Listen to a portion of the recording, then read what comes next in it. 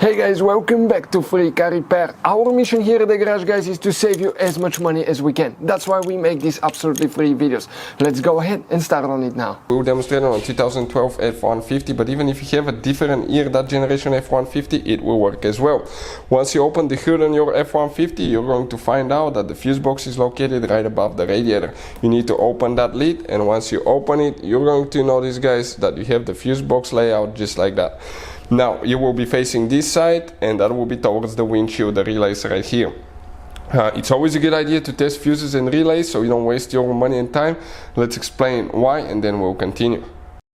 So let me explain why it's super important, guys, to test fuses. Fuses, not often you can see if they're burnt or they're good. Sometimes they may seem perfectly fine, you think it's a good fuse, you put it back in, and you end up spending money and time on parts and problems that do not exist, guys, when all you had to do, test your fuse, find out it's bad, replace it, fix your problem. So we will have a video how to test a fuse, okay, different kinds of fuses, and how to test relays, guys. We're going to put the link in the description of the video below, specifically to that video. Please check it out.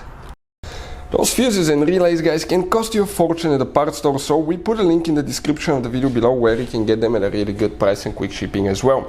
The fuse that we will need to check, we will need to count that fuse row right here on the very bottom, that fuse row, and if you count the second fuse from left to right, talking about that 20 amp fuse, that's a fuse for the purge control valve. Also, it's a fuse for the EVAP canister valve and multiple engine components, but purge control valve, check that fuse, guys, right here, that 20 amp fuse. Hey guys, hopefully the video was helpful.